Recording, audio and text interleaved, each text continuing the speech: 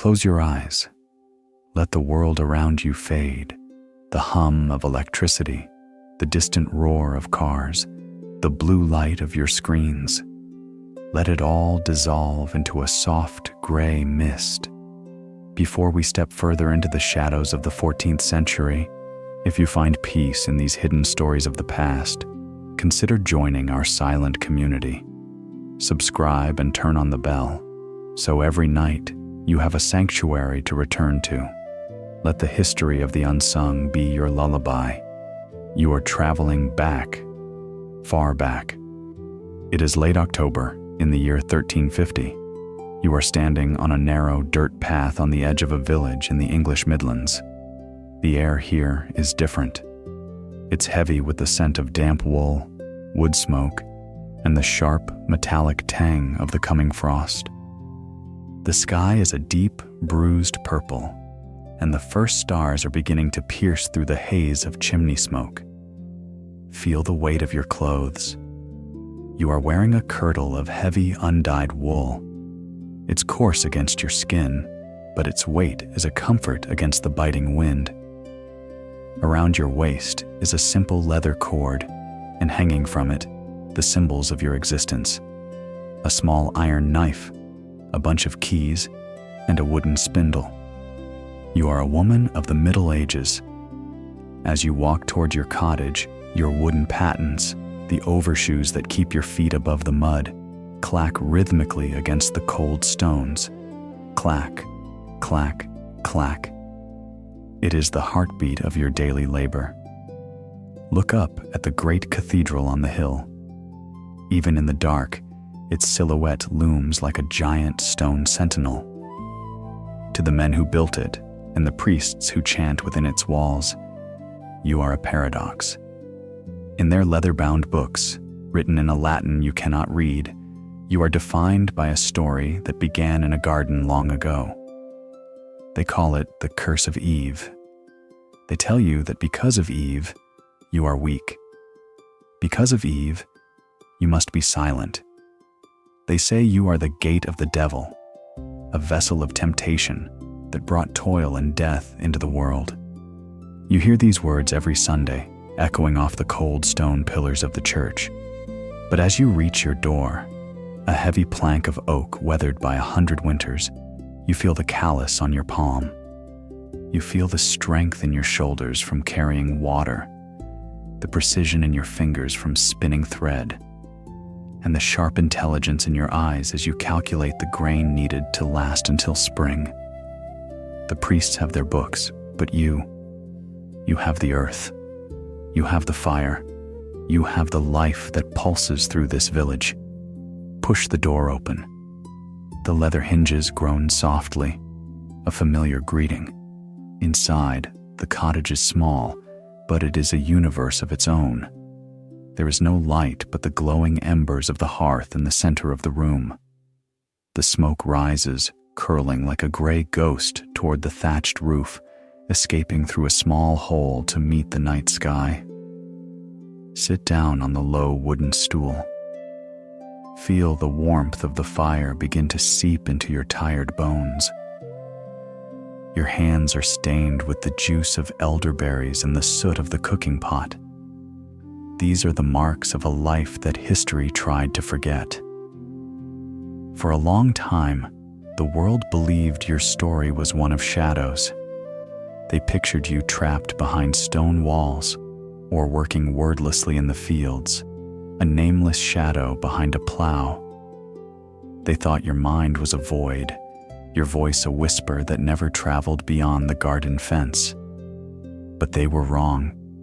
Tonight, as the fire crackles and the village falls into a deep, heavy slumber, we are going to rediscover the power you held. We are going to see how you, and millions of women like you, didn't just survive the Middle Ages, you built them. You were the architects of the domestic economy. You were the healers who knew the secret language of herbs when the doctors fled the plague. You were the business titans who managed great estates and international trade while the men were away at war. In this silence, the curse of Eve begins to fade. It is replaced by a different truth, a truth of iron, of salt, of silk, and of sweat. Listen to the wind whistling through the thatch above you. It sounds like 1,000 voices whispering from the past. The voices of the dairymaids, the alewives, the stonemasons, and the queens. They are calling to you. They are saying, "We were here, we labored, we loved, we mattered." As you prepare to rest, know that you are not just a spectator in this history. You are the protagonist. Every breath you take in this cool, smoky air is a testament to the endurance of those who came before. Rest your head. The fire is dying down to a soft, pulsing red. The village is still. The only sound is the rustle of the straw pallet beneath you and the distant owl's cry. Tomorrow, the labor begins again. Tomorrow, we will see the white gold you create with your hands. We will see the empires built on butter and cheese. But for now, let the weight of the centuries settle over you like a warm, heavy blanket. You are safe. You are seen. You are home. The night has passed. The gray mist of 1350 is lifting from the meadows, clinging to the tall, dew-soaked grass like a discarded silk veil. Open your eyes in this world once more. The air is cold, sharp enough to make your breath bloom in small white clouds, but the sun is a pale, golden promise on the horizon. You arise from your straw pallet before the rest of the village stirred. The hearth is cold now, just a memory of gray ash, but you have no time for fire. Not yet. Your hands, calloused and strong, reach for the heavy wooden pails. They are scrubbed so clean, the wood looks like bleached bone. In this world, cleanliness is not just a virtue, it is your craft. It is the secret law of the dairy. As you walk toward the pasture, the grass brushes against your wool skirt, soaking the hem. But you don't mind. You are moving toward the white gold. Listen. Can you hear the rhythmic swish-swish of the tall grass? Can you hear the soft, heavy breathing of the cattle? They are waiting for you. To the world outside, these animals are just livestock. To the lord of the manor, they are assets. But to you, they are your partners in a silent, ancient contract. You sit on a low, three-legged stool. The wood is smooth, worn down by years of your presence. Lean your head against the warm flank of the cow. Feel the heat of her body radiating through your kirtle. It is a deep, primal warmth, the scent of hay, clover, and life. Then, the music begins. Ping, ping, tin, tin, ting. The first streams of milk hit the bottom of the empty pail. It is a sharp, metallic sound at first, echoing in the morning silence. But soon, as the pail fills, the sound softens into a deep, frothy thrum. Shh. This is the labor of the dairymaid. History often paints the medieval peasant as a figure of drudgery, a soul crushed by the weight of the soil. But look at your hands. Look at the power in your forearms. While the men are sweating in the grain fields, bending their backs under the sun, you are here in the cool, quiet sanctuary of the stone-walled dairy. In this room, you are a chemist. You are an artist. You are a CEO. The milk you carry is heavy, a liquid weight that pulls at your shoulders. You pour it into wide, shallow earthenware pans. Now you must wait. You must let gravity do its silent work. As the hours crawl by, the white gold begins to reveal itself. The thick yellow cream rises to the top, forming a rich, velvety crust. You skim it off with a wooden ladle, your movements as precise as a surgeon's. This cream, it is more than food. It is currency. Think of the butter you will churn, Imagine the sound of the wooden plunger hitting the cream inside the tall, narrow churn. Thump squish, thump squish. It is a hypnotic rhythm that lures the mind toward sleep. Your arms ache. Your rhythm never falters. You are waiting for that magical moment when the liquid breaks, when the golden grains of butter suddenly separate from the pale, thin buttermilk. In the medieval market, your butter is legendary. It is stamped with your own unique mark, perhaps a flower or a simple star. When a merchant from the city buys your golden bricks wrapped in cool green cabbage leaves, he isn't just buying fat. He is buying your skill, your reputation. And then, there is the cheese. The great heavy wheels of cheddar and brie-style rounds, resting on wooden shelves in the dark, salt-scented cellar. You turn them every day. You rub them with salt and ale. You watch them age, their rinds hardening like protective armor. While the law of England says a woman owns nothing, that everything she has belongs to her father or her husband, the law of the dairy whispers a different story. You are a dairymaid, a title that commands respect. Because you bring in the cash of the cottage industry, you have a voice. When you walk through the village, you carry yourself with the quiet dignity of a woman who knows her worth. You are the one who ensures the children are fed through the long, barren winters. You are the one whose cheese travels in the saddlebags of pilgrims and the galleys of ships.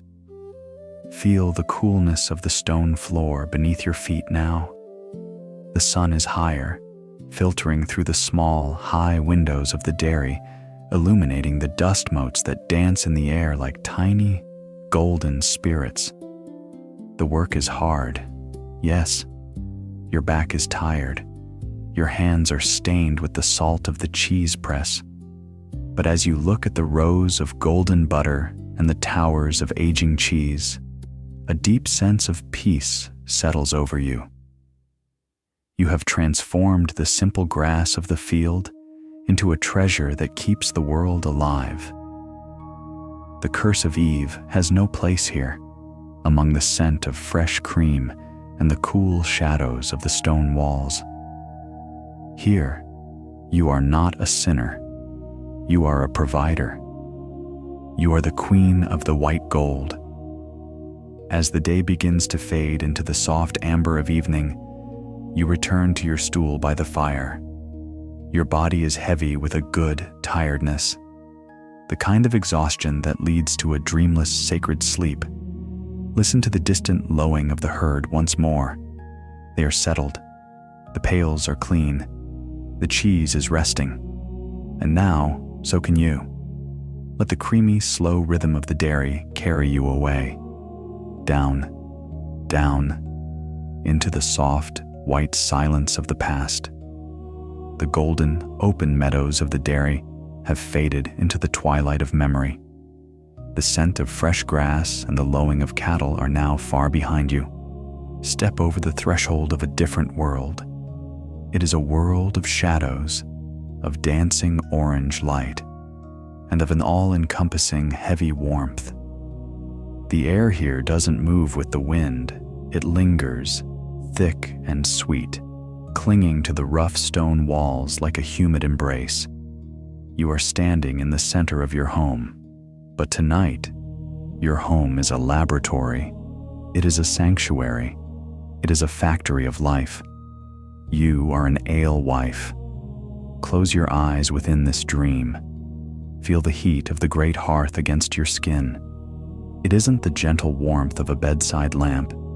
It is a primal, pulsing heat that glows deep in the chest of the room. The fire crackles, snap, pop, hiss, as a stray drop of moisture falls into the embers.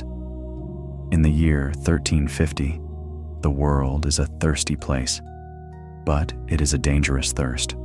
The rivers carry the ghosts of disease, and the village wells are riddles that no one wants to solve. But you hold the answer in your calloused, heat-reddened hands. You are the one who transforms the dry, dusty barley of the fields into the liquid bread that sustains every soul from the wandering beggar to the priest in the high cathedral. Look at the great copper vat. It is a massive, shimmering beast, its surface stained with the patina of 1,000 brews. Inside, the wort is coming to a boil. Listen to it. Glub, glub, sizzle. It is a slow, viscous sound. The liquid is heavy with the sugars of the malted grain. You take your long, ash-wood paddle, smooth and darkened by years of steam, and you begin to stir. Feel the resistance of the liquid. It pulls against your shoulders, a steady, rhythmic weight.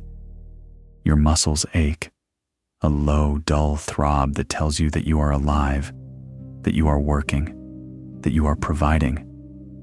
With every rotation of the paddle, a new cloud of steam rises, wrapping around your head like a damp, grain-scented veil. The scent is intoxicating. It is the smell of roasted earth, of sweet honeyed bread, and the sharp herbal bite of the grout, the secret blend of herbs you gathered from the forest edge. Bog myrtle, yarrow, and rosemary. No hops yet. Those bitter flowers are a foreign whisper from across the sea. For now, the flavor of the village is the flavor of your secret garden. You pause for a moment, resting your forehead against the cool wood of the paddle. The sweat trickles down your neck, a silver thread lost in the folds of your linen chemise.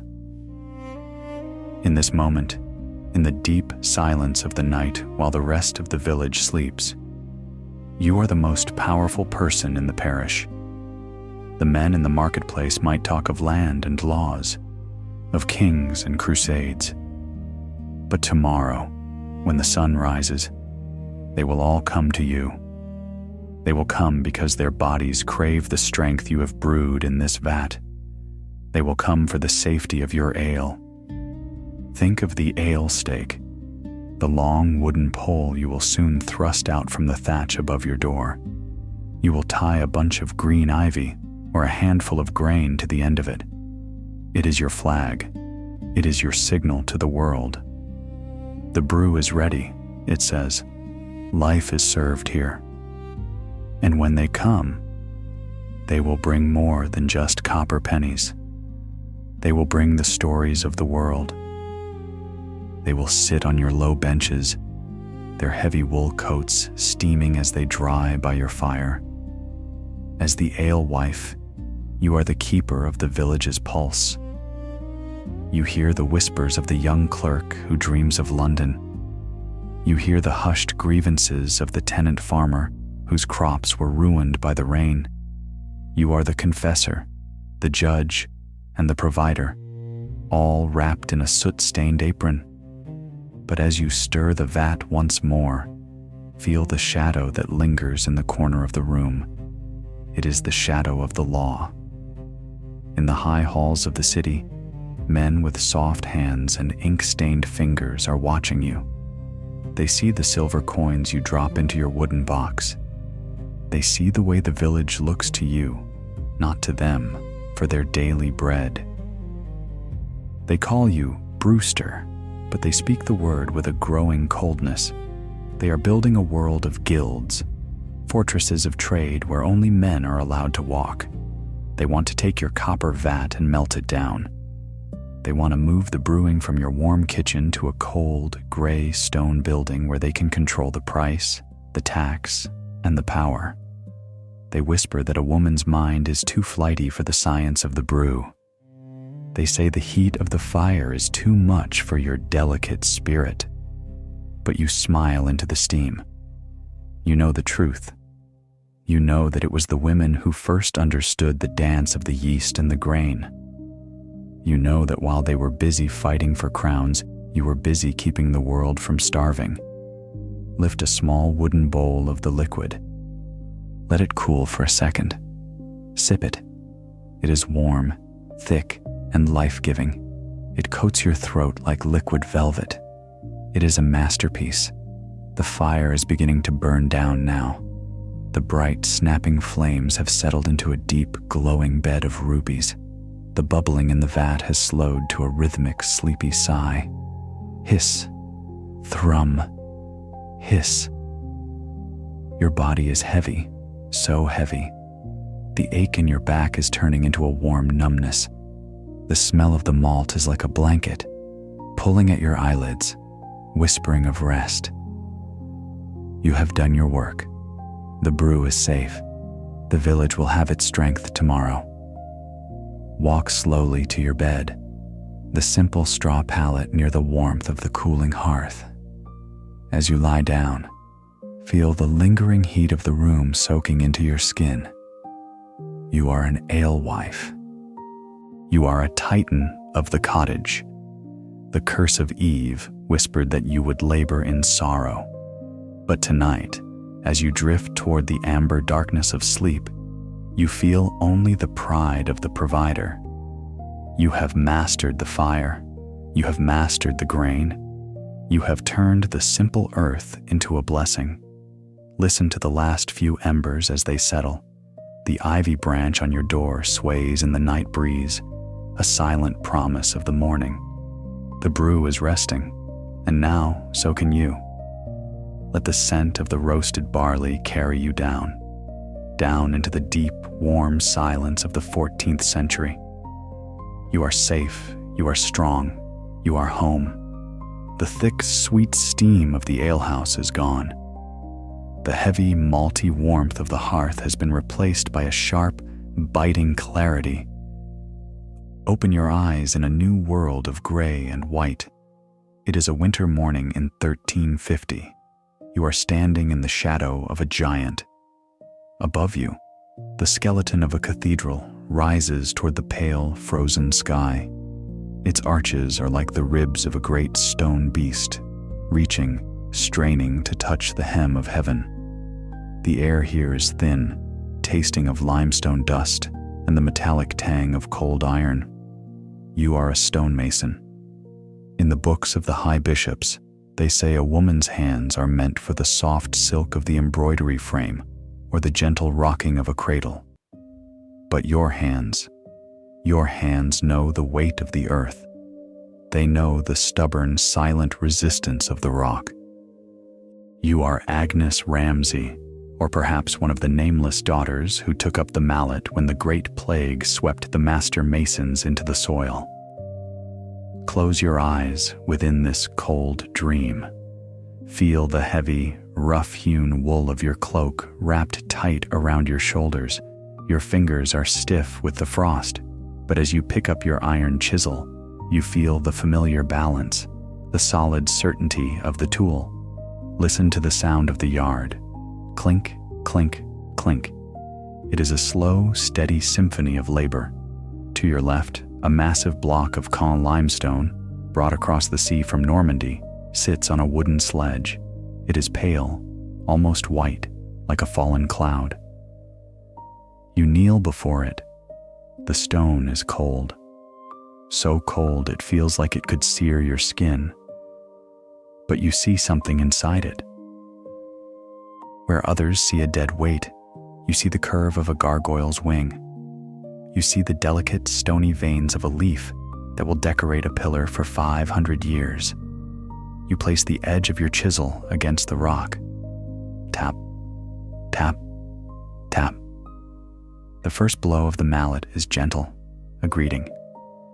The stone shudders, a tiny puff of white dust rising into the air, coating your eyelashes like artificial snow. You aren't fighting the stone. You are listening to it. You feel for the grain, the hidden fault lines, the secret soul of the mountain. As the hours crawl by, the cold begins to vanish, replaced by the deep internal heat of creation. Your shoulders swell with the effort. Every strike of the mallet sends a vibration through your arms, into your heart. You are carving history. In the village below, the world is shifting. The curse of Eve still whispers in the market square, telling women they are fragile, that their minds cannot grasp the geometry of the arch or the mathematics of the buttress. But here, on the scaffolding, 50 feet above the ground, the wind howling through the empty window frames, those whispers cannot reach you. You look at the parchment in your lap, the template. It is a complex web of lines and circles, a map of stone. You understand it. You know that if this stone is a fraction of an inch off, the weight of the roof will shatter the wall. You hold the life of the congregation in the precision of your hand. Think of Agnes Ramsay. When her father, the master mason William, died in the black shadow of the plague, the king's architects didn't turn to a man. They turned to her. They gave her the contracts for the great churches of London. They paid her in gold because the stone does not care if the hand that shapes it belongs to a man or a woman. The stone only cares for the truth of the strike. You are a master of the earth. The limestone dust has turned your hair white. It has settled into the lines of your face, making you look like a statue coming to life. Your lungs breathe in the ancient dust of 1,000,000 years ago. As the sun begins to dip, casting long blue shadows across the nave, you run your hand over the surface you have carved. It is smooth now, as soft as skin, yet harder than any bone. This leaf, this stone vine, will still be here when your name is forgotten. It will be here when the kings are dust and the languages have changed. Pause 10s, sound of wind whistling through stone arches. The yard is falling silent. The other masons are packing their kits, their boots crunching on the gravel. You wipe your chisel with a piece of oiled rag, protecting the iron from the night damp. Your body is heavy with a different kind of exhaustion than the dairymaid or the alewife. It is a structural tiredness. Your bones feel like they have become part of the cathedral itself. Walk slowly away from the giant. Look back one last time. In the fading light, the stone looks blue, ethereal, reaching for the stars. You helped put it there. You defied the gravity of your world. Tonight, as you lie down on your bed, the rhythm of the mallet will still be echoing in your ears. Clink, clink, clink. It is the heartbeat of the mountain. The curse of Eve said you were meant for the shadows, but you have stood in the light of the highest towers. You have carved your strength into the very bones of the world. Rest now. The stone is resting. The cathedral is dreaming. And you are the architect of the silence. Let the cold, clean scent of the limestone carry you away, down, down, into the gray, eternal peace of the master's work. The cold, gray dust of the cathedral yard has been swept away by a sudden, violent bloom of crimson light. The thin, whistling wind of the scaffolding is gone, replaced by the heavy, thundering pulse of the city's heart. Open your eyes in the year 1350, within the formidable stone embrace of the Tower of London. You are standing in a world of iron, of salt, and of fire. The air here is thick, so thick you can almost taste the charcoal on your tongue. It is a dry, searing heat that doesn't just touch your skin, it pushes against you, a living force that demands your respect. You are a blacksmith. In the whispers of the royal court, they say women are like fine parchment, easily torn by the pressures of the world. But you are the anvil. You are Catherine de Barry, or perhaps Margaret Muss, the women who stood before the white-hot furnaces of the king's armory, while the men were away at the Battle of Crécy. Your hands do not tremble. Your spirit does not melt. Close your eyes within this fiery dream. Feel the weight of the heavy leather apron against your chest. It is stiff, scarred by 1,000 flying sparks, smelling of burnt oil and ancient soot.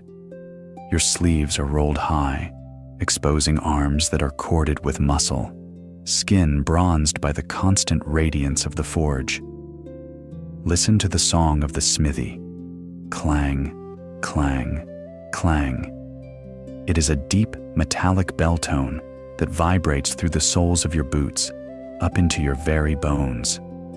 To your left, the apprentice is working the bellows. Whoosh, thump, whoosh, thump. With every breath of the machine, the heart of the furnace turns from a dull orange to a blinding, celestial white. This is the heat of creation. You take the long iron tongs, heavy, black, and unyielding.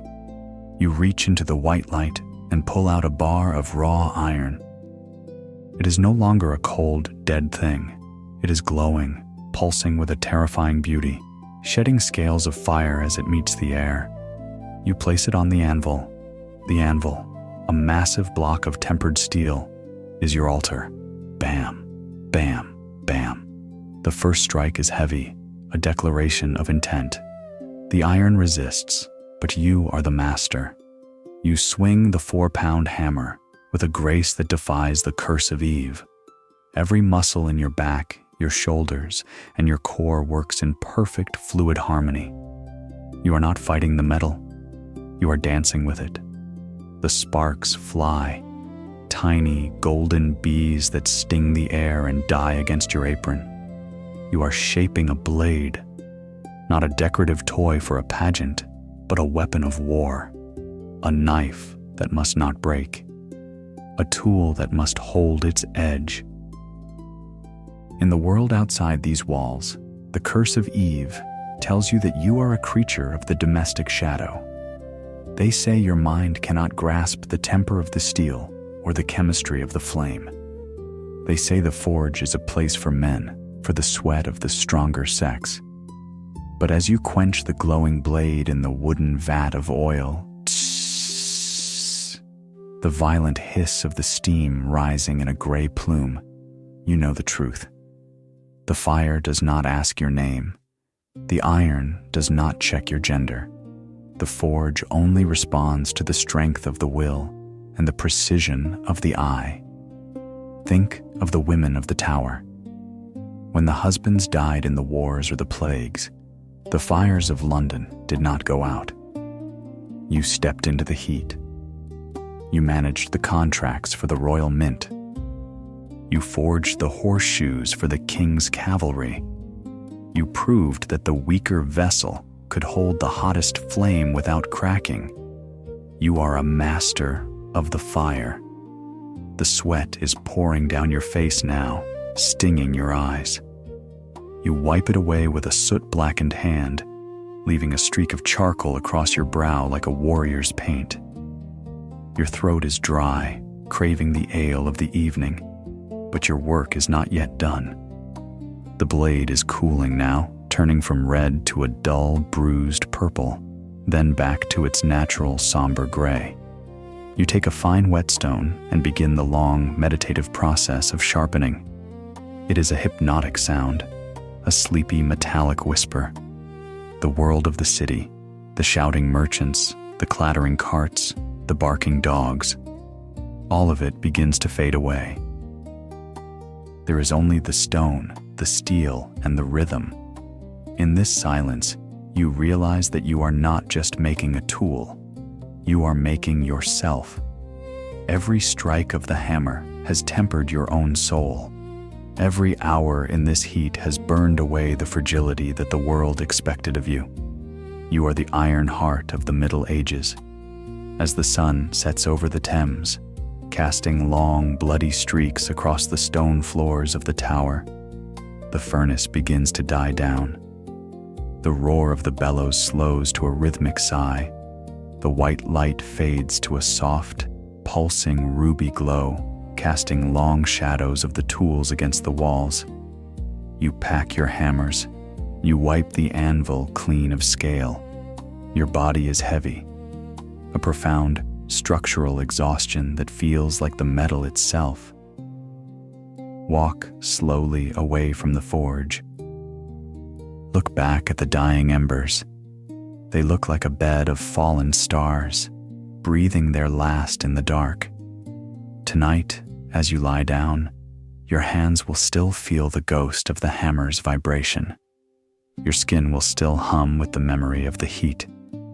The curse of Eve said you were meant for sorrow, but you have found the joy of the fire. You have stood in the center of the world's power and shaped it with your own 2 hands. Rest now. The furnace is resting. The iron is cold. And you are the spark that stays alive in the dark. Let the scent of the burnt oil and the warm, heavy silence of the smithy carry you away. Down, down, into the deep crimson peace of the forge's dream. The searing white heat of the tower's forge has cooled into a dark, bruised purple. The thundering strike of the hammer has faded, replaced by the soft, secretive murmurs of the River Thames at night. Open your eyes in the year 1350, but not within the city walls. You have crossed the London Bridge, leaving the virtuous spires of the cathedrals behind. You are standing on the south bank, in the marshy, mist-shrouded district of Southwark. The air here is different. It is heavy, damp, and smelling of river mud, cheap ale, and the sweet, cloying scent of cheap perfumes. The mud beneath your boots is thick, pulling at your steps as if the earth itself wants to keep you here. You are a Winchester goose. In the high, vaulted halls of the Parliament, they say you are a necessity of the flesh, a cesspool that keeps the palace of God clean. They call you the daughters of sin. But as you pull your hood of ray, that distinctive black and white striped headdress, tighter against the biting river wind, you know the truth. You are the invisible backbone of a pleasure empire, a woman whose body is a battlefield of the church's hypocrisy. Close your eyes within this damp, gray dream. Feel the coarse fabric of your striped hood against your cheeks. It is the badge of your trade, a legal requirement that marks you as an outcast before you even speak a word. You are a woman of the stews. Listen to the sounds of Southwark. Slosh, slosh, slosh. It is the sound of the tide coming in, swirling around the rotting timber of the bathhouses. To your left, the stews are glowing with a dim, flickering candlelight. These are the public baths, the spas of the medieval world, where the wealthy and the weary come to wash away the grime of the city. But the water here is never truly clean.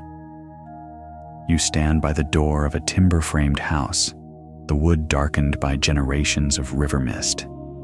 Inside, the air is warm, a humid, oppressive heat that smells of herbal soaps and human sweat. You are the provider of a comfort that the church condemns in public, but profits from in private. Think of the man who owns this land. He is not a king or a merchant. He is the Bishop of Winchester. Every silver penny you earn, every moment of your labor in these flickering shadows, a portion of it travels across the river to fill the coffers of the church. They call you a sinner. They deny you the sacraments, yet they build their palaces with the rent from your toil. You are a woman caught between the spirit and the flesh. As the night deepens, the mist rolls in from the marshes of Lambeth, swallowing the silhouettes of the gabled roofs.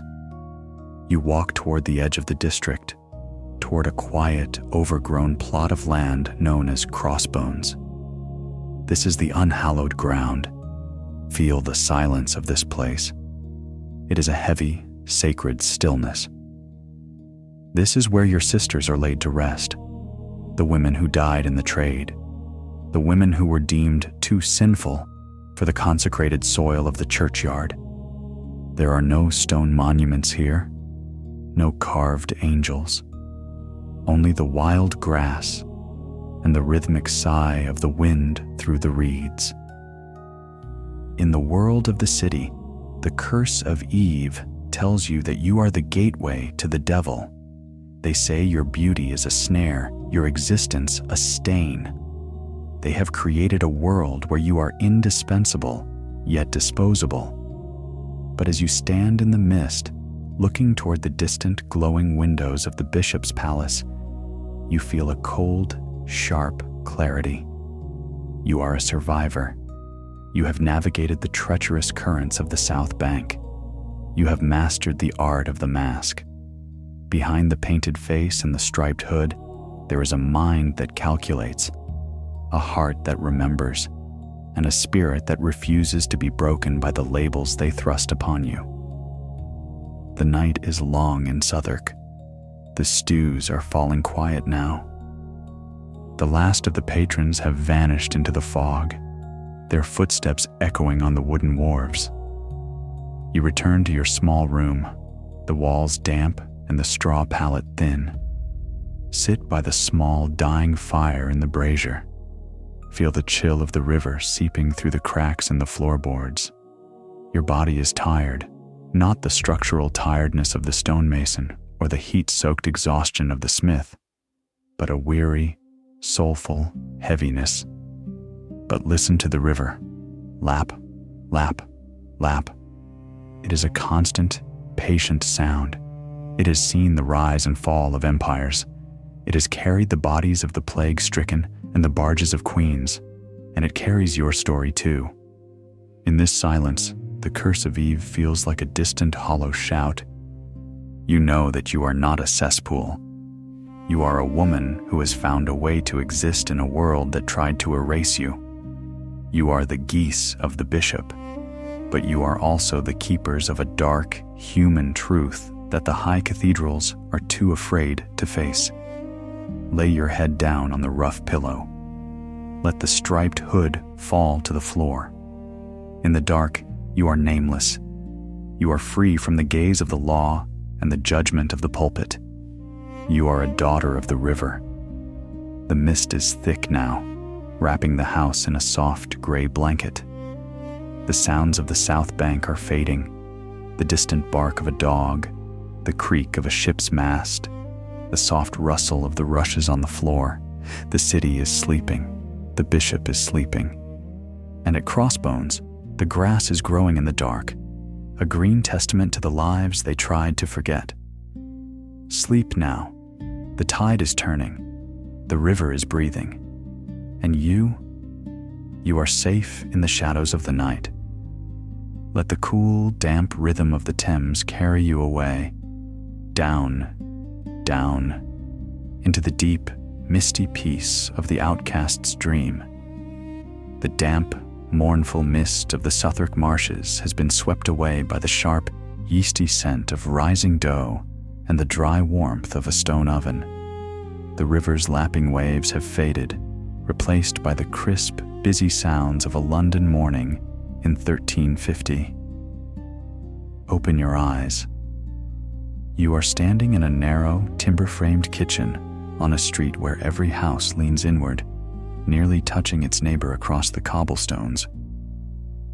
The air is thick with a fine white haze, not of mist, but of flour. It settles on your eyelashes, your hair, and the dark wool of your kirtle like a soft, silent dusting of snow. You are a baker.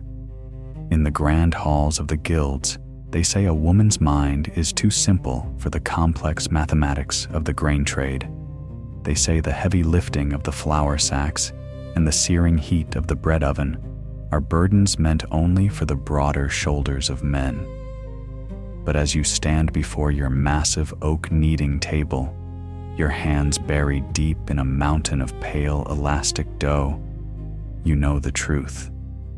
You are the mistress of the most essential alchemy in the city. You hold the secret of the loaf. Close your eyes within this warm, white dream. Feel the resistance of the dough. It is alive, pulsing under your palms, a heavy, stubborn mass that demands the full weight of your body to master. You push, turn, and fold. Thump, fold, thump. It is a slow, hypnotic labor. Your shoulders ache with a steady, grounding thrum, but there is a deep, quiet satisfaction in the way the grain and water become one under your command. Listen to the sounds of the bakehouse. Scrape, scrape, scrape. It is the sound of the wooden peel, the long-handled shovel, sliding across the stone floor of the oven. To your right, the fire is dying down to a bed of glowing, white-hot coals. The heat is dry and intense, smelling of toasted crust and charred wood. But in this kitchen, there is a second story, a story of shadows and secrets. Think of Alice de Brighton and Lucy de Pickering, the women who ran a ruse so clever it became a legend in the London courts. They knew that in a city where the price of grain is watched by the king's officers, survival requires more than just hard work. It requires a sharp mind. Imagine the secret hole beneath your kneading table. As you knead the dough for a neighbor who brought their own flour to be baked, a small, nimble hand reaches up from a hidden space below. With the precision of a ghost, a tiny piece of dough is pinched away from the bottom of the loaf. One pinch here, one pinch there.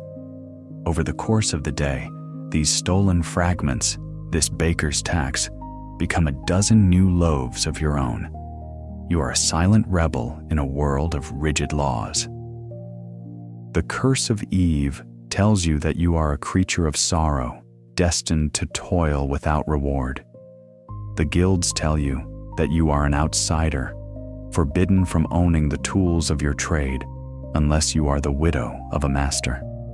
They try to box you in with their assize of bread, regulating every ounce and every penny. But as you slide the long wooden peel into the dark, scorching heart of the oven, you feel the heat of your own independence. The loaves go in, pale, soft, and silent. They come out transformed, golden, crackling, and singing with the heat of the fire. Crackle. Pop. It is the sound of the crust cooling in the morning air. You are a provider. Without your fire, the city would go hungry. Without your cleverness, your children would go without a coat in the winter.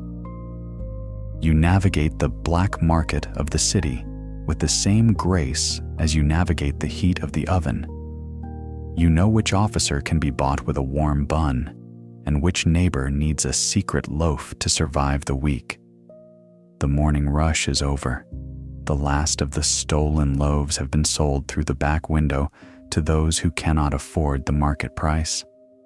The bakehouse is falling into a warm, quiet afternoon. The air is still hazy with flour, but the intense heat of the oven has softened into a gentle, pulsing warmth. Sit down on a sack of grain. Feel the fine powder on your skin, a white mask that hides the lines of your exhaustion. Your hands are stiff, your knuckles white with the salt and the flour. But as you look at the empty kneading table, you feel a profound, quiet peace. You have outsmarted the guilds. You have mastered the fire. You have fed the hungry and kept your own hearth burning. In this silence, the labels they give you, sinner, outcast, fragile, all of them fall away like the burnt husks of the grain. You are the baker. You are the one who turns the dust of the earth into the spirit of the city. Lay your head back against the timber wall.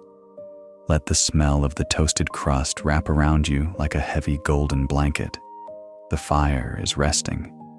The dough is rising in the dark. The street outside is falling into a midday hush. The curse of Eve said you would labor in sorrow. But tonight, as the sun sets over the leaning roofs of London, you feel only the deep, rhythmic satisfaction of the Creator. You are the architect of the loaf. Sleep now. The oven is cooling. The flour is settling. And you are the secret heart of the morning. Let the warm, yeasty rhythm of the bakehouse carry you away. Down, down, into the soft, white silence of the grain. Stay here, in the white, flour-dusted silence of the bakehouse. The morning is still young, so young that the sun hasn't even dared to touch the steeples of the city. Outside, London is a world of cold blue shadows, but here, inside these timber walls, you are wrapped in a cocoon of dry, scorching heat. You are a baker, and the night is your kingdom. Close your eyes. Feel the fine, silken dust of the flour settling on your skin. It is in your hair, in your lungs, coating the very air you breathe. It makes the world look soft, blurred at the edges, like a dream that refuses to end. You move through this haze with the practiced grace of a ghost, your bare feet finding the familiar unevenness of the stone floor. In the high stone-walled guild halls, the men sit around oak tables, writing laws that try to tame the price of the grain. They call it the assize of bread. They have scales and weights, and they have the power to put you in the pillory if your loaf is a fraction of an ounce too light. They see the bread as a commodity, a number in a ledger. But as you reach into the great wooden trough, your arms plunging shoulder deep into the cool, yeasty mass, you know they are wrong. Bread isn't a number. It is a miracle. Feel the resistance of the dough. It is heavy, stubborn, a living thing that fights against you. You lean your full weight into it, using the strength of your core, your shoulders, your very soul. Push, fold, turn. The rhythm is a heartbeat. Thump, thump, thump. This is the labor the world never sees, the hours of kneading in the dark, turning a pile of dust and water into the elastic, pulsing muscle of the city's life. Listen to the oven. It is a massive, domed beast of brick and clay, its mouth glowing with the remnants of the hardwood fire. You took hours to heat it, feeding it faggots of gorse and oak until the stones themselves turned white with the intensity. Now, you rake out the coals. Scrape, scrape. The sparks fly into the dark, dying as they hit the floor. The heat that remains is a soaking heat, a deep, ancient warmth that lives in the belly of the stone. But even as you prepare the loaves, your mind is navigating a different kind of geometry. You remember the face of Alice de Brighton. You remember the way she looked at the judges when they accused her of the secret hole. To the judges, she was a thief. To the neighbors, she was a magician. Think of that secret space beneath your table. Imagine the apprentice, sitting in the dark, waiting for your signal. Every time you knead a loaf for a wealthy merchant, a small portion is pinched away. It is so small, so subtle, that the merchant will never know. But by the end of the night, those pinches have gathered. They have become a mercy loaf, a bread born from the shadows, meant for those who have no silver to offer at the market gate. You aren't just a baker, you are an architect of survival. The first batch goes in. You use the long-handled peel, its surface worn smooth by decades of service. One by one, the pale rounds slide into the dark. You can hear them reacting to the heat. Sizzle. Hiss. The crust begins to form, trapping the steam inside, pushing the dough upward in a final, defiant oven spring. The smell changes now. It is no longer the raw, sour scent of yeast. It is turning into something golden. It is the smell of caramelizing sugars, of toasted husks, of a world made safe. It is the scent of the hearth, the most comforting smell in the history of humankind. In the world of the city, the curse of Eve whispers that you are a creature of sorrow. They say you are meant for the small tasks, the quiet corners. But look at this fire. Look at this mountain of bread. You are the one who feeds the blacksmith, the mason, the priest, and the king. Without your hands, the gears of the city would grind to a halt. You are the alchemist who turns the soil's harvest into the blood and bone of the people. The sun is finally rising. A thin, gray light filters through the high window, cutting through the flower haze like a sword. Your work is almost done. The loaves come out, glowing like embers. You tap the bottom of one.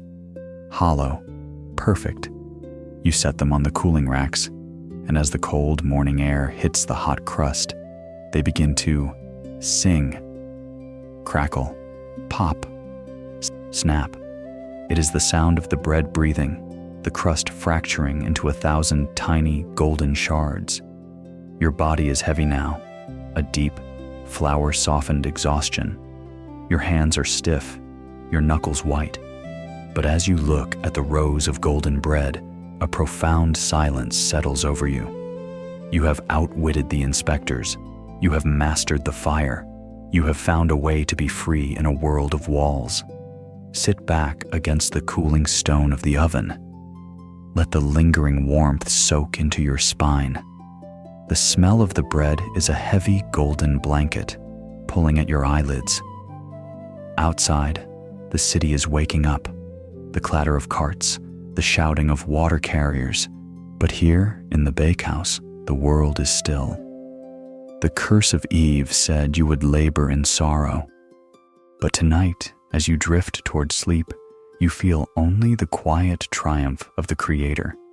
You are the mistress of the grain. You are the keeper of the secret loaf. Sleep now. The dough is rising.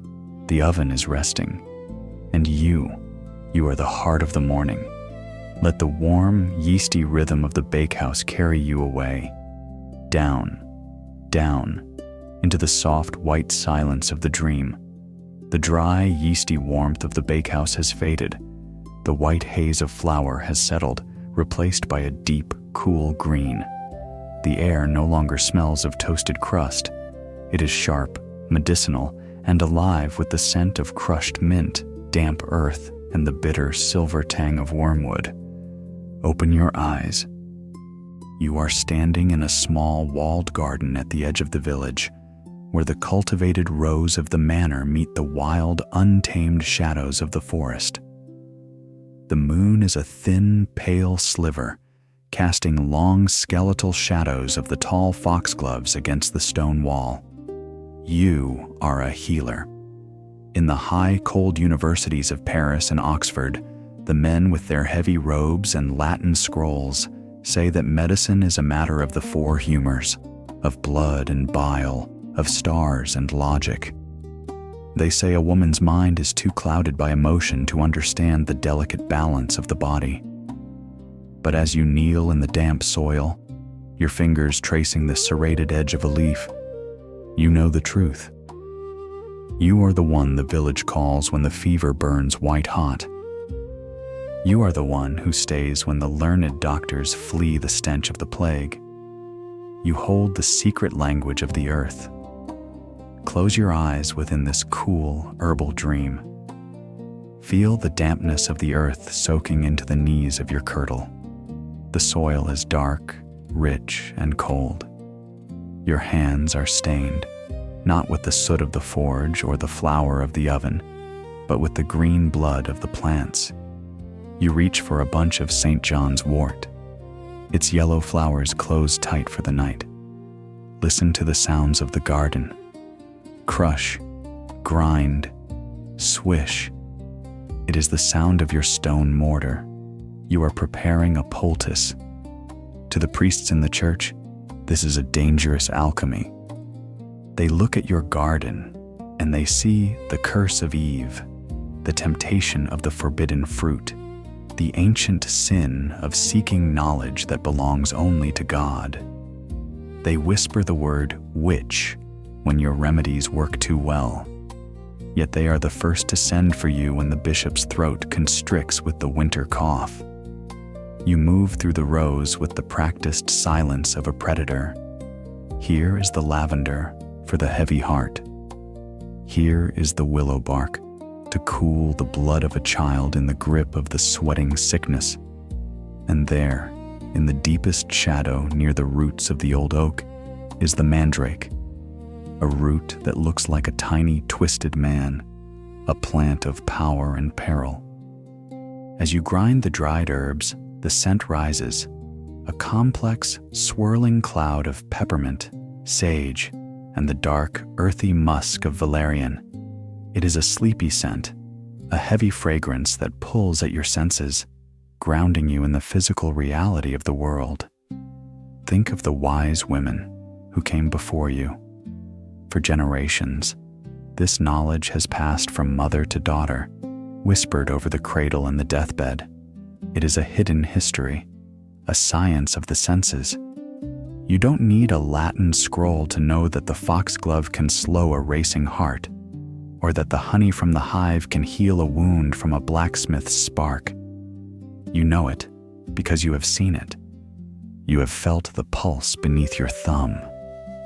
In the world of the city, the curse of Eve tells you that you are a vessel of weakness. They say your nature is to be governed, not to govern the forces of life and death. They try to ban you from the sick rooms, passing laws that only licensed men may practice the art of healing. But tonight, as the mist rolls in from the forest, wrapping your garden in a soft gray shroud, you feel the strength in your spine. You are the gatekeeper of the threshold. You stand at the narrow bridge between the light of life and the darkness of the grave. When the village is silent and the shadows grow long, you are the one who keeps the watch. You are the midwife who brings the new soul into the cold air of the world, and you are the one who presses the wet cloth to the brow of the dying, whispering the old songs to ease the transition. You aren't just a healer, you are a weaver of the life force. The moon has traveled across the sky. The foxgloves are swaying in the night breeze, their bells silent, but their power potent in the dark. Your work is done. The tinctures are bottled in green glass, the salves are resting in their clay jars, and the fever poultice is ready for the morning. Your body is heavy, a deep, earthy exhaustion that feels like you are sinking into the soil itself. Your fingers are numb with the cold, but as you look at the walled garden, a profound, quiet sanctuary, you feel a connection to something vast and ancient. The curse of Eve said you would bring forth life in pain. But here, among the healing leaves, you have found the power to take that pain away. You have outlasted the doctors and outthought the priests. You are the heart of the village's survival. Sit back against the stone wall. Let the cool, herbal scent of the night wrap around you like a heavy, moss-green blanket. The owls are silent now. The garden is dreaming. The world is at rest.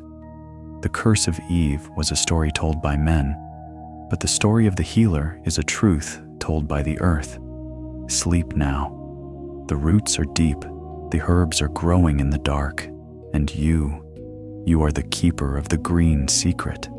Let the slow, rhythmic scent of the garden carry you away, down, down, into the deep, quiet peace of the earth's dream.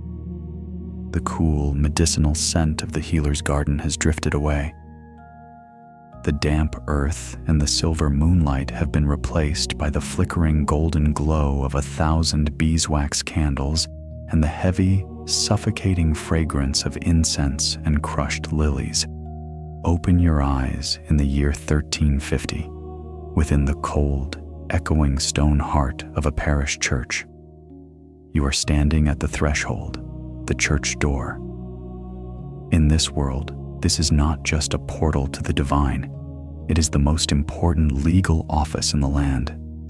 The air is still, almost frozen, tasting of old stone and the metallic tang of the wedding ring. You are a bride. In the leather-bound books of the lawyers, they say that on this day, your identity will dissolve like salt in water.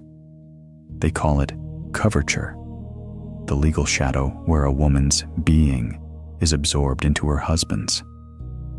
They say you are a femme couverte, a protected thing, a silent thing, a piece of property moving from one ledger to another. But as you feel the weight of your wedding kirtle, heavy blue wool embroidered with tiny silver threads, you know the truth.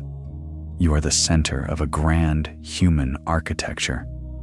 You are the contract that binds families, lands, and legacies together. Close your eyes within this golden, sacred dream. Feel the weight of the crown on your head, not of gold, but of woven myrtle and rosemary, its scent sharp and herbal against the sweetness of the lilies. Your hands are folded, the skin pale and smooth, hidden beneath sleeves that hang nearly to the floor. Listen to the sounds of the ceremony. Swish, swish, swish. It is the sound of the priest's silk vestments. To your left, your father stands with his hand on a piece of parchment, the dower. It is a map of your future, 3 strips of meadow, a share in a mill, 10 sheep, and a silver bowl. To the world, this is a commercial transaction, a merger of blood and soil. The curse of Eve tells you that you are a vessel for the continuation of a man's line, a creature whose primary virtue is obedience. They speak the words of the ceremony in Latin, a language of authority, asking if you come without coercion. But as the groom places the ring on the end of your thumb, then your index finger, then your middle finger, in the name of the Father, the Son, and the Holy Ghost, you feel the steady, quiet pulse in your own wrist. Think of the dower not as a price, but as an insurance policy. In this world of 1350, where the plague can take a man in 3 days, the law of the church says that 1/3 of all his lands must be yours if he falls. You are not just a bride, you are a future widow, a woman who is learning the geography of her husband's estate before the vows are even finished. You look at the man beside you. Perhaps you have known him since you were children, playing in the hay barns. Or perhaps he is a stranger, a face chosen for the strength of his family's granary. Regardless of love, there is a partnership forming here, a domestic empire. In the high halls of the city, the curse of Eve whispers that you are fragile, that your soul is a garden that must be fenced and guarded by a master. They say that once the ring is on your finger, your voice in the courtroom is silenced, and your name on a contract is void. But tonight, as the ceremony ends and the village erupts into the wedding feast, you see the hidden reality. You are the manager of the manor. While the men talk of war and taxes, you will hold the keys to the storehouse. You will oversee the accounts of the dairy, the grain for the winter, and the wages of the servants. You are the one who will ensure that the contract of the marriage produces more than just children. It produces stability, wealth, and survival. The feast is loud, the ale is flowing, the very ale brewed by the women you met in the earlier shadows. The scent of roasted swan and spiced wine fills the hall, but you feel a strange, quiet distance. You are standing on the edge of a new life. The sun is setting now, casting long amber rays through the stained glass, splashing the stone floor with rubies and sapphires. The celebration is moving toward the bedding ceremony, but for a moment, the room is still. Your body is heavy, a profound ceremonial exhaustion. The silk and wool of your gown feel like armor, a weight that has anchored you to this earth, to this man, and to this history. As you prepare to leave the hall, know that coverture is only a word in a book. The reality is in your hands. It is in the keys hanging from your belt. It is in the mind that will navigate the complexities of a household in a world of chaos. You aren't a piece of property. You are the foundation. Lay your head down on the linen pillow, smelling of lavender and old wood. Let the sounds of the lute and the laughter fade into a distant, golden hum. The candles are being snuffed out, one by one, leaving only the soft, red glow of the dying embers in the great hall. The curse of Eve said you would be subject to your husband. But tonight, as you drift towards sleep, you feel only the quiet weight of responsibility and the steady, rhythmic strength of a woman who has claimed her place in the social fabric. Sleep now. The contract is signed, the vows are spoken, the keys are safe, and you are the mistress of the house. Let the heavy, silken silence of the manor carry you away, down, into the deep, velvet peace of the bride's dream. The golden candlelight glow of the wedding ceremony has been replaced by a vast, echoing gray. The scent of lilies and incense has vanished, overtaken by the sharp, metallic tang of cold stone, the musky odor of hunting hounds, and the dry, ancient smell of parchment and wax. Open your eyes in the year 1350. Standing on the high, wind-swept battlements of a limestone fortress, you are standing at the top of the world. Below you, the village is a collection of toy houses, and the river is a silver thread winding through the winter wheat. The wind here is fierce, tugging at your heavy velvet mantle, but you do not flinch. You are the lady of the manor. In the illuminated manuscripts of the monks, they say a noblewoman is a bird in a gilded cage, a creature of courtly love who sits in a high tower embroidering flowers while she waits for her knight to return. They say your soul is as delicate as the lute strings in the great hall. But as you look down at the heavy bunch of iron keys hanging from your belt, each one a tooth of power, you know the truth. Your husband is away, fighting in the mud of France or attending the king in Westminster. In his absence, you are not a bird. You are the commander. You are the judge.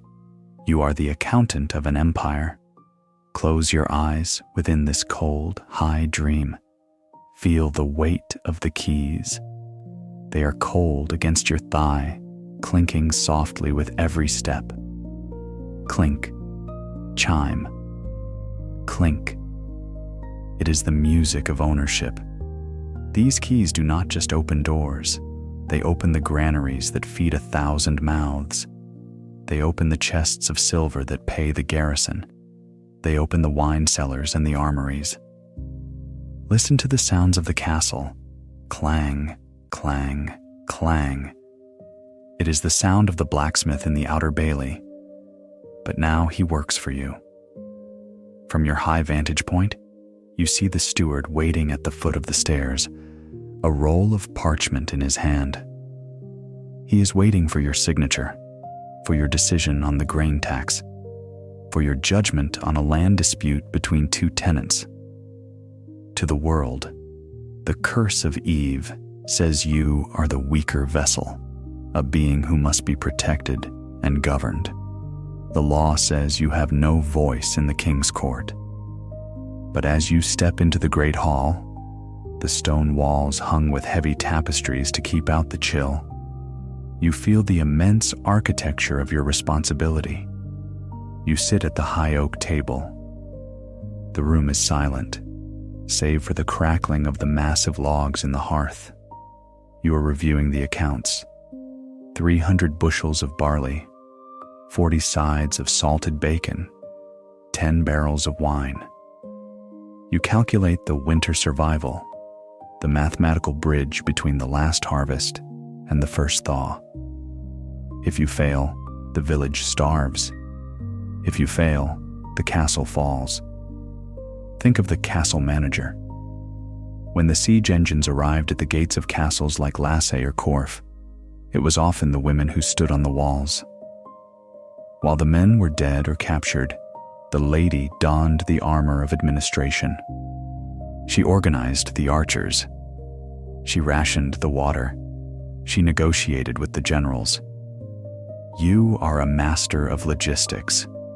In the evening, the great hall transforms. The servants bring in the trestle tables. The scent of roasted venison and spiced pottage fills the air. You sit in the high chair, the lord's seat, and you preside over the household. You are the one who maintains the social fabric. You resolve the quarrels between the cooks. You oversee the education of the young pages.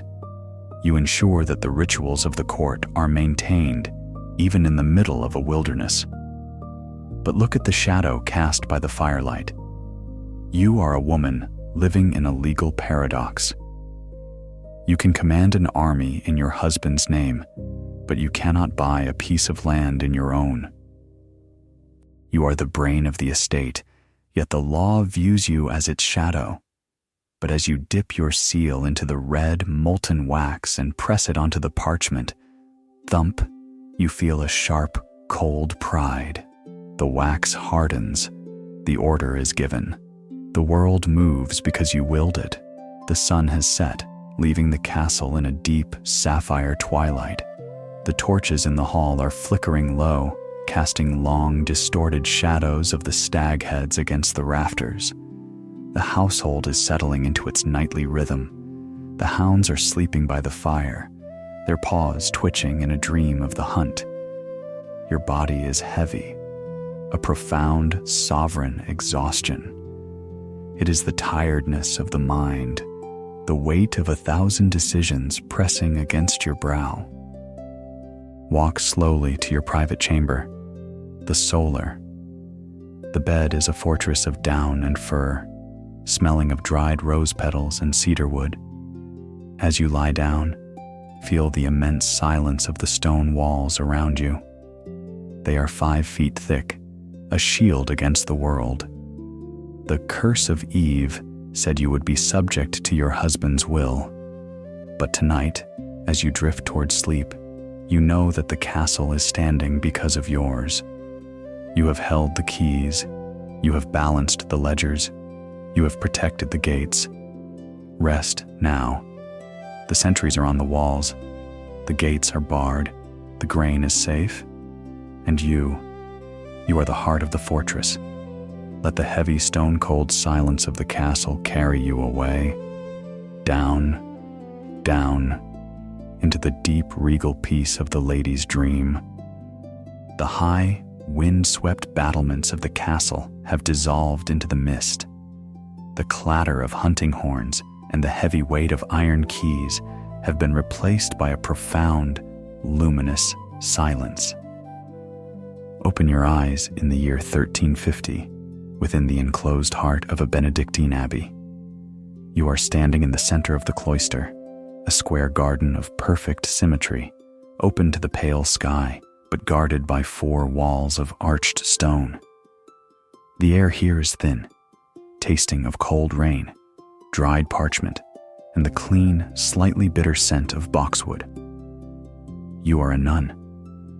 In the world of the city and the manor, they say a woman's life is a series of handovers, from father to husband, from husband to son. They say your mind is a garden that must be fenced by a man's will. But as you look at the white wool of your habit, simple, unadorned, and free from the heavy velvet of the court, you know the truth. This abbey is not a prison. It is a fortress for the mind.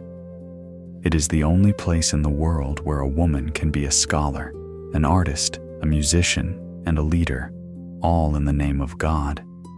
Close your eyes within this silent, sacred dream. Feel the coarse, heavy wool of your veil against your neck. It is a weight of peace.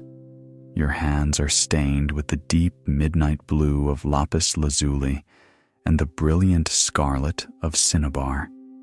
These are not the stains of the kitchen or the dairy. These are the marks of the scriptorium. Listen to the sounds of the abbey. Scratch, scrape, dip. It is the sound of your quill. You are kneeling at a high wooden desk, a sheet of vellum, smooth as silk, white as bone, laid out before you. You are an illuminator, to the world outside, the curse of Eve says you are a creature of intellectual weakness, a mind too fragile for the complexities of theology or the mathematics of music. The laws of the university bar you from their doors. But as you dip your brush into a tiny shell of liquid gold and apply a single shimmering dot to the wing of an angel on the page, you feel the immense quiet power of your intellect.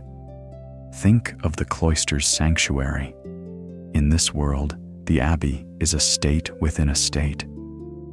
You have an abbess, a woman who governs thousands of acres, who manages the tithes of dozens of villages, and who answers to no one but the Pope himself. Here, you learn to read. You learn to write in the ancient rhythmic Latin. You learn the secrets of the stars and the hidden harmonies of the chant. You aren't just a sister. You are a librarian of the human soul. In the late afternoon, the abbey transforms. The sun filters through the high, narrow windows, casting long purple shadows across the stone floor of the chapel. You stand with your sisters, your voices rising in the Magnificat. Listen to the harmony. It is a pattern interrupt to the chaos of the world. Outside, there is war, there is plague, there is the constant grinding labor of the soil. But here, in this circle of stone, there is order, there is beauty, there is the Opus Dei, the work of God. Think of Hildegard of Bingen, the woman who saw visions of light, who composed music that soared like a bird, and who wrote books on medicine and nature that the greatest men of her age came to study. She didn't find this power in a palace. She found it in the silence of the cloister. The sun has set, leaving the abbey in a deep sapphire peace. The lanterns in the scriptorium have been snuffed out, leaving the smell of beeswax and old ink to linger in the dark. The household of the spirit is settling into its nightly rhythm. Your body is heavy, a light, ethereal exhaustion. It is the tiredness of the eyes after a day of painting tiny heavens. It is the stillness of the heart after a day of prayer. Walk slowly to your cell, a small stone room with a single window facing the stars. Your bed is simple, a wooden frame with a straw mattress, but it feels like a kingdom. As you lie down, feel the immense, ancient silence of the abbey walls. They have stood for centuries, and they will stand for centuries more. The curse of Eve said you would be subject to the will of man. But tonight, as you drift toward sleep, you know that your mind is free. You have traveled through the pages of history. You have captured the light of the sun in a drop of paint. You have sung the songs of the angels. Rest now. The bells are silent. The books are closed. The garden is dreaming. And you are the keeper of the light. Let the cool, rhythmic silence of the cloister carry you away. Down, down, into the deep, luminous peace of the nun's dream. The luminous, prayer-filled silence of the abbey has faded. The scent of old ink and cold stone has been overtaken by a rich, complex sensory world of fibers and dyes. Open your eyes in the year 1350, standing in the heart of a bustling urban manor. The air here is vibrant, tasting of cedar chests, dried lavender, and the sharp, vinegar-like tang of a dyer's vat. You are surrounded by a sea of texture, the rough, honest grain of undyed wool, the cool, liquid slide of Italian silk, and the stiff, regal weight of Flemish velvet. You are a mistress of the wardrobe. In the sermons of the friars, they say that vanity is the shortest path to perdition. They call fashion the snare of the devil, a trap woven by the hands of Eve to lead the soul away from God. They say your obsession with the cut of a sleeve or the height of a headdress is a mark of a shallow mind. But as you run your hand over a bolt of crimson broadcloth, feeling the dense protective strength of the weave, you know the truth. In this world, fabric is not just cloth.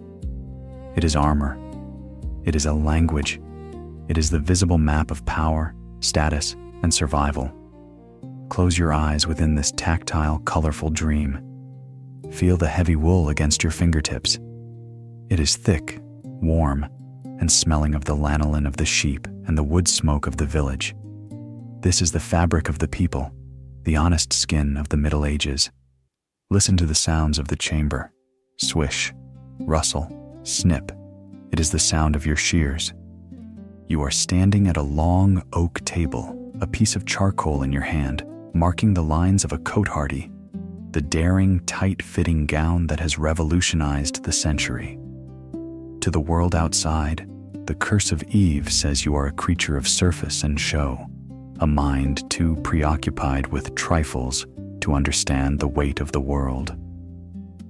The church passes sumptuary laws, trying to dictate who can wear fur and who must wear plain linen, fearing that if a merchant's wife wears the velvet of a duchess, the very pillars of heaven will shake. But as you pull the silk thread through the needle, zing, zing, you feel the immense, quiet power of the image. Think of the fabric of status. In 1350, a person is what they wear. You are the architect of that identity. When you dress the lady of the manor in a gown of deep madder red, lined with the white fur of the ermine, you are not just clothing a body. You are creating a political statement. You are signaling wealth that can command armies and lineage that spans centuries. But you also know the secrets of the humble linen. You know that beneath the velvet, the smock, the simple white linen shift, is the most intimate companion of a woman's life. It is the fabric that touches her skin from birth to the grave. You know how to bleach it in the sun until it is as white as a cloud, and how to mend it so carefully that the scar is invisible. You aren't just a seamstress. You are the weaver of the social mask. In the late afternoon, the sun filters through the high windows, illuminating the dust motes and the stray threads that dance in the air like tiny, colorful spirits. You sit with your apprentices, the steady whir-clack of the spinning wheel providing a heartbeat for the room. Listen to the rhythm. It is a pattern interrupt to the chaos of the city. Outside, there is the mud and the noise. But here, there is the transformation of raw fleece into a single, unbreakable thread. Think of the distaff, the tool of the spinner. It became the very symbol of the female world, the distaff side of history. While the men were defining the world through the sword, you were defining it through the thread. You were the ones who clothed the world, who kept the frost from the bone and the shame from the skin. The sun has set, leaving the wardrobe in a deep, sapphire twilight. The bolts of cloth sit on the shelves like sleeping giants, their colors, saffron, indigo, and forest green, fading into the shadows. The smell of the cedar chests is strong now, a clean, protective scent. Your body is heavy, a soft, textured exhaustion. It is the tiredness of the eyes from counting stitches in the dim light. It is the stiffness of the back from leaning over the cutting table. Walk slowly to your own bed. Your kirtle is simple, made of the second best wool, but it is well cut and strong. As you lie down, feel the weight of the blankets over you. They are the result of 1,000 hours of spinning, weaving, and fulling. The curse of Eve said you would be clothed in skins and sorrow. But tonight, as you drift toward sleep, you know that you have mastered the art of the loom. You have turned the hair of a goat and the fiber of a flax plant into the majesty of the court. You have used the needle to sew the seams of a broken world. Rest now. The shears are still. The needle is threaded for the morning.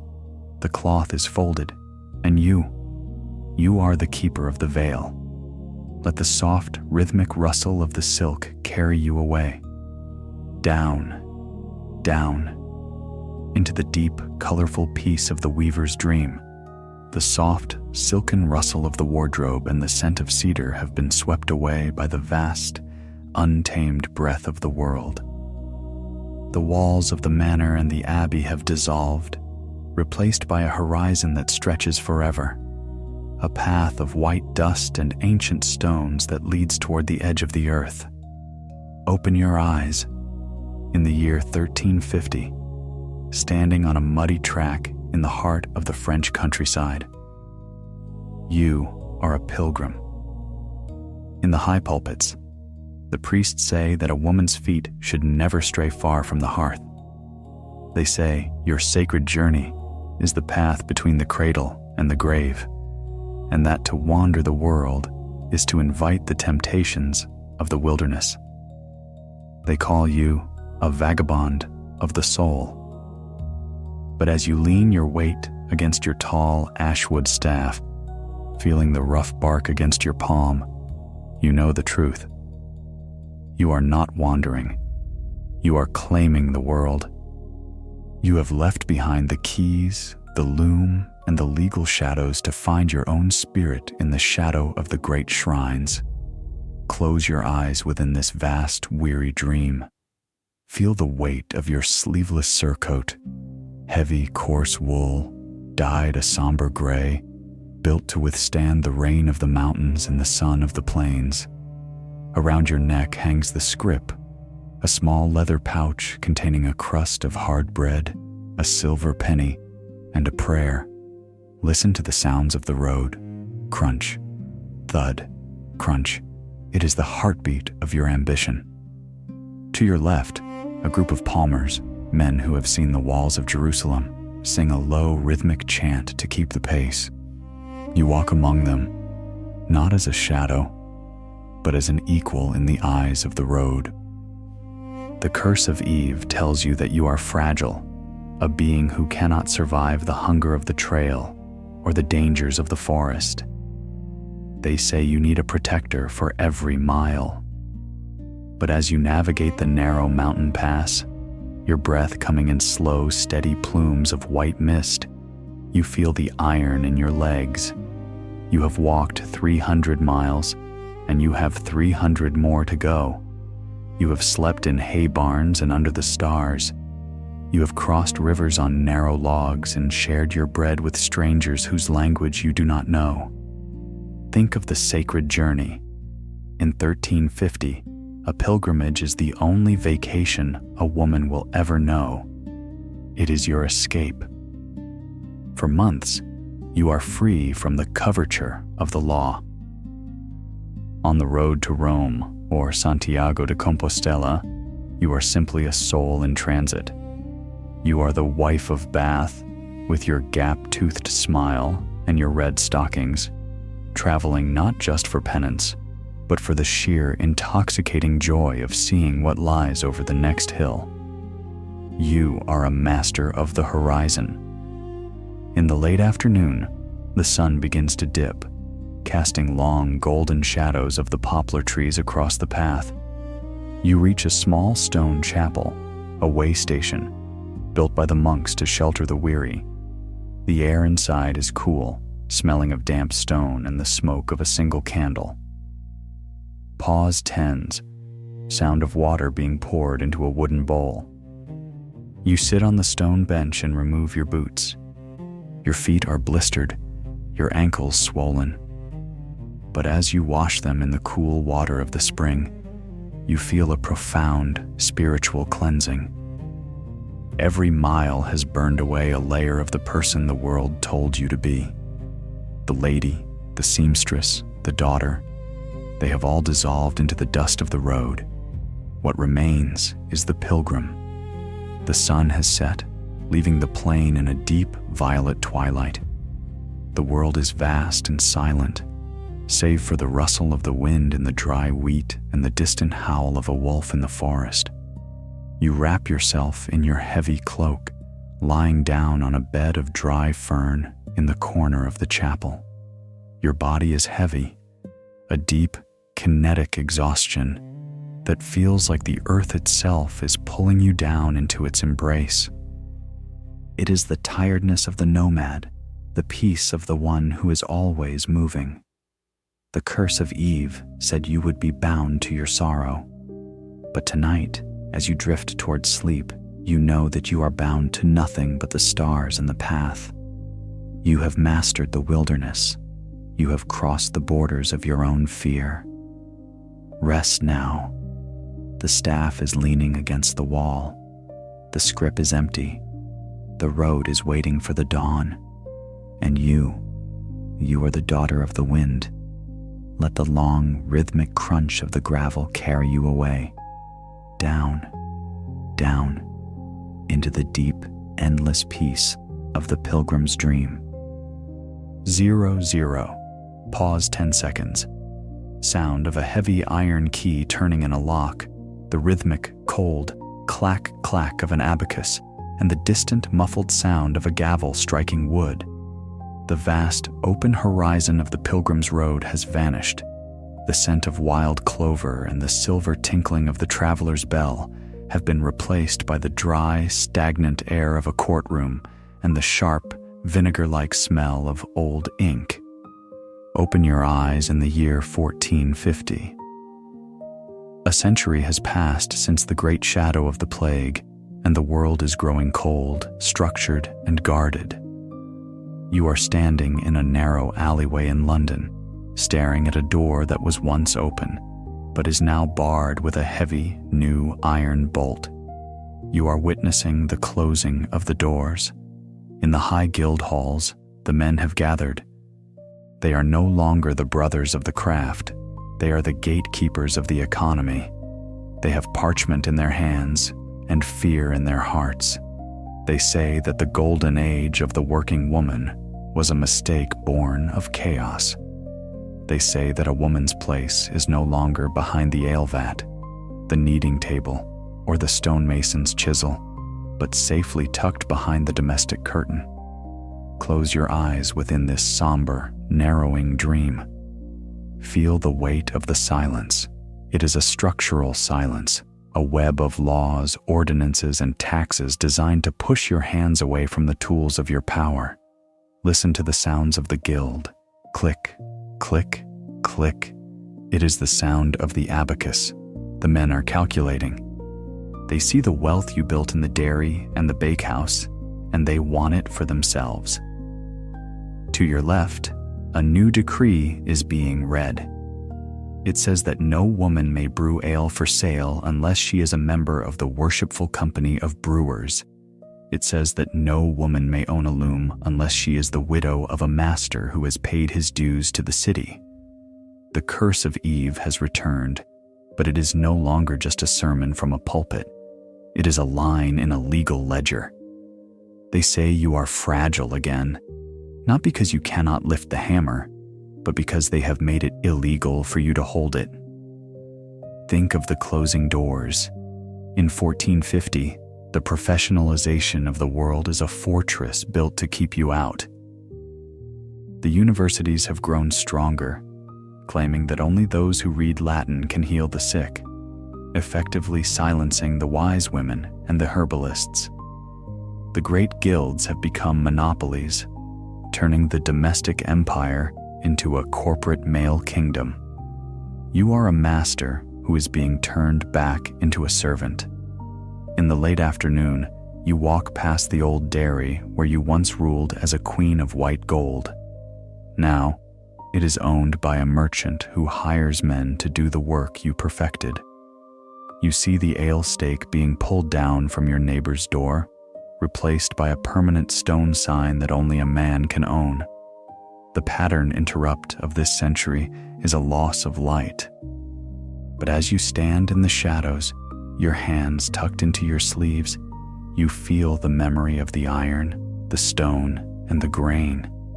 They can take the tools They can write the laws, but they cannot erase the century of strength you carved into the bones of the earth. The sun is setting, casting long, thin shadows of the iron bars across the cobblestones. The city is settling into an orderly, restricted slumber. The sounds are muffled now, the distant, rhythmic breathing of a world that is trying to forget your power. Your body is heavy, a profound, weary exhaustion. It is the tiredness of the one who has been pushed to the edges. It is the stiffness of the heart that has seen its sanctuary invaded. Walk slowly back to your hearth. It is smaller now, more private. As you lie down on your straw pallet, feel the immense weight of the changing times.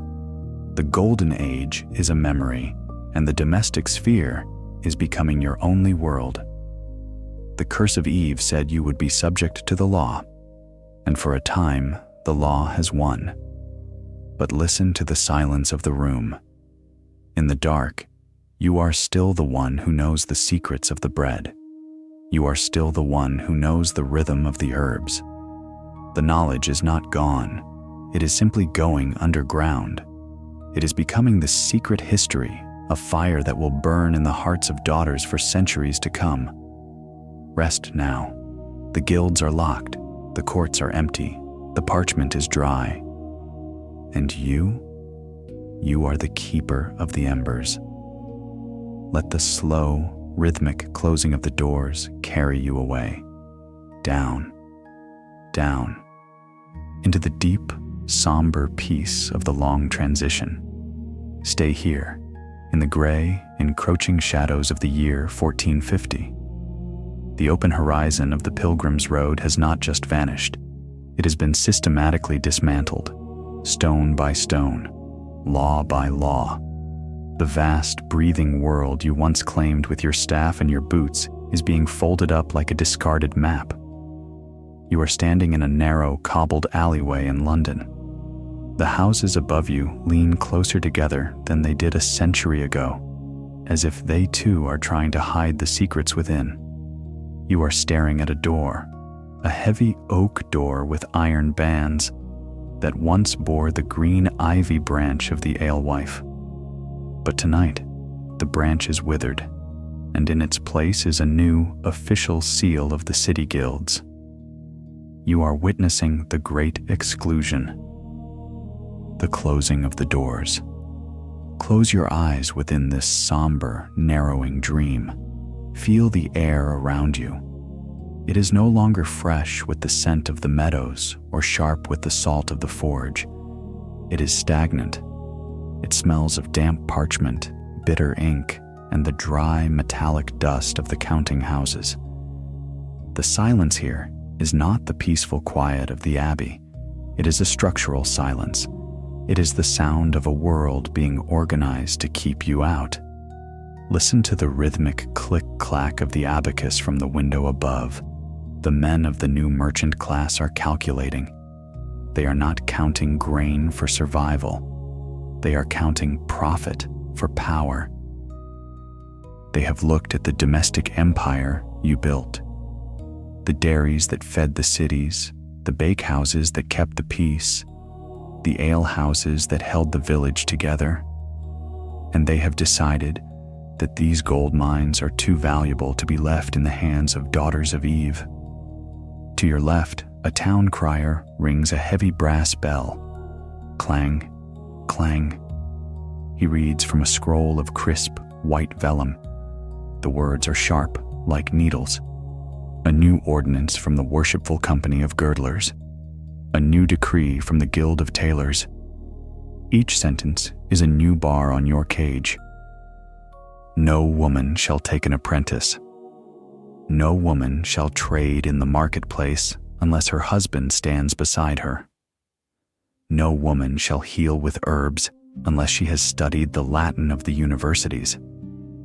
The curse of Eve has returned, but it has changed its clothes. It has traded the priest's robes for the lawyer's gown. They no longer say you are a sinner.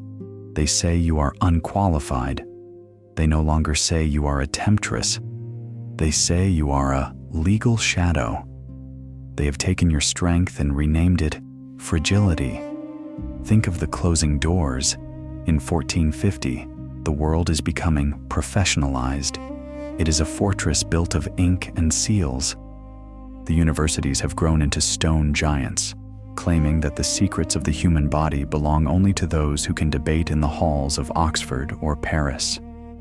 Your mother's knowledge of the foxglove and the willow bark, the wisdom that saved the village when the doctors fled the Black Death, is now being whispered as superstition. You are a master of life who is being turned back into a ghost of the household. Walk slowly down the street toward the great market. A century ago, this was your stage. You were the femme sole, the woman who traded in her own name, who owned her own stalls, who signed her own contracts with a steady hand. But look at the stalls now. The names on the signs are all men. The silver pennies that once jingled in your leather pouch are now being diverted into the guild chests. Protected by locks you no longer have the keys to open. The pattern interrupt of this century is a loss of light. The golden age of the working woman is being erased from the ledgers, replaced by a story where you were always silent, always hidden, always helpless. But as you stand in the lengthening shadows of the guild halls, your hands tucked into the warm folds of your sleeves, you feel the internal fire that they cannot see. They can take the shop, but they cannot take the skill. They can bar the market, but they cannot erase the memory of the iron, the stone, and the grain. The strength you carved into the bones of the world is still there, beneath the surface of their new laws.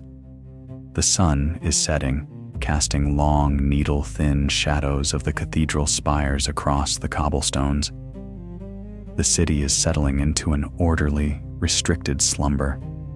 The sounds are muffled now, the distant, rhythmic breathing of a society that is trying to forget how much it once relied on you. Your body is heavy, a profound, weary exhaustion. It is the tiredness of the one who has been pushed to the edge of her own story.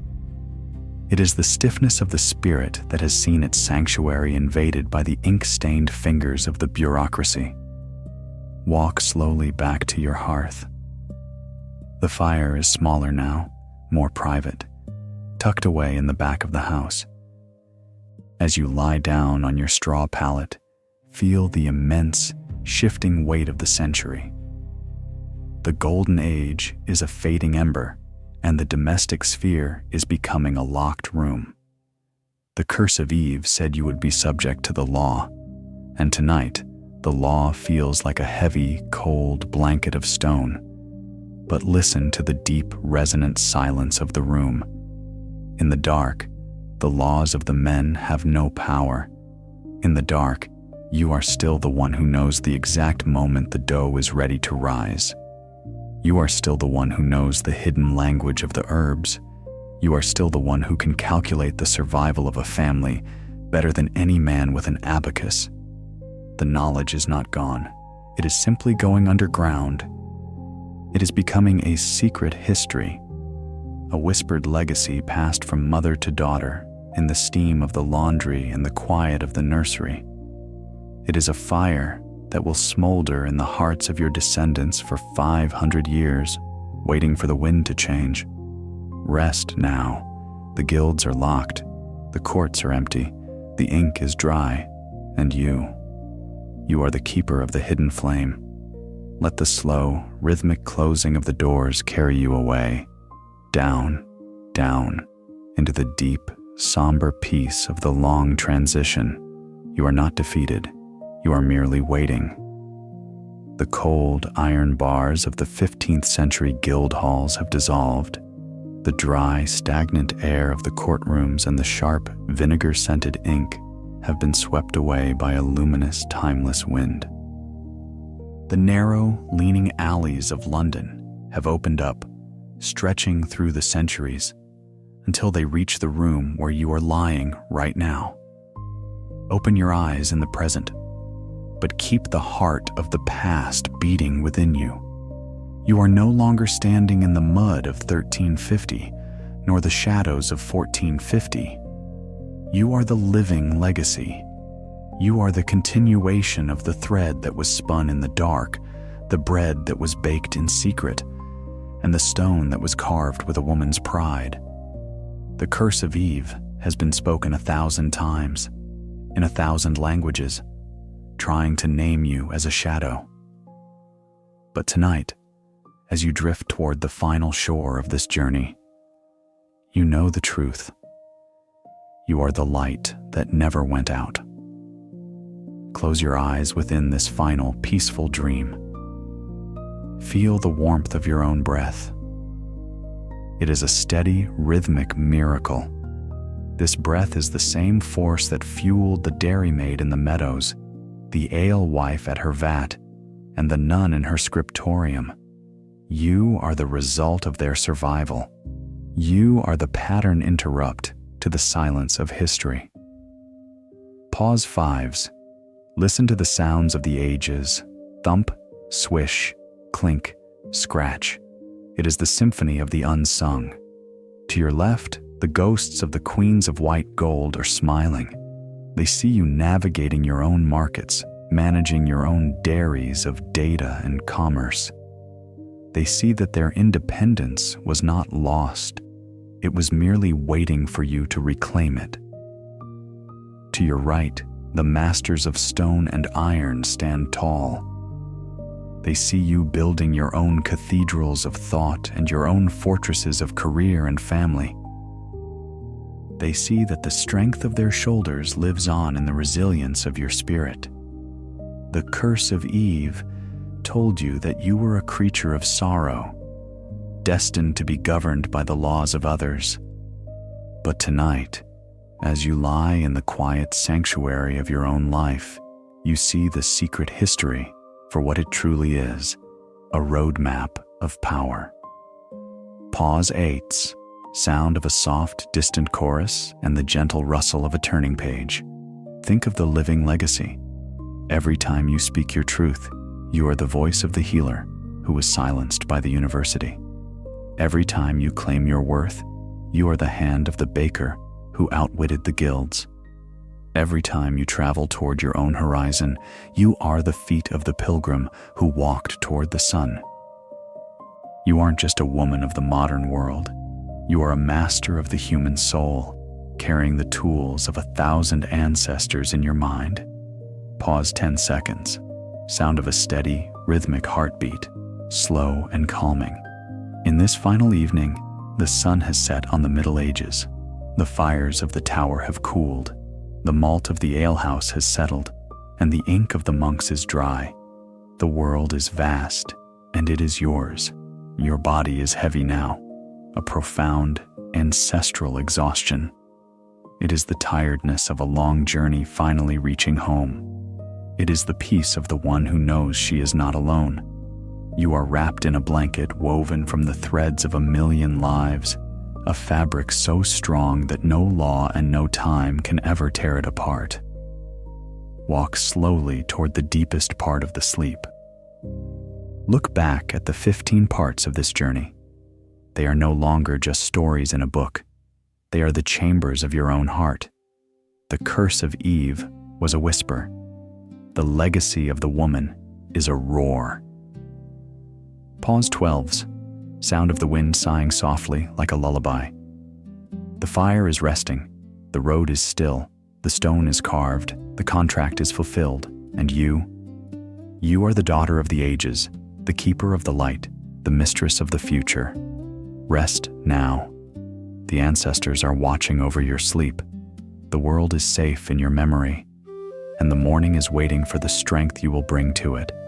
Let the deep, rhythmic hum of history carry you away, down, down, into the eternal, luminous peace of the final dream. You are home. You are whole. You are free.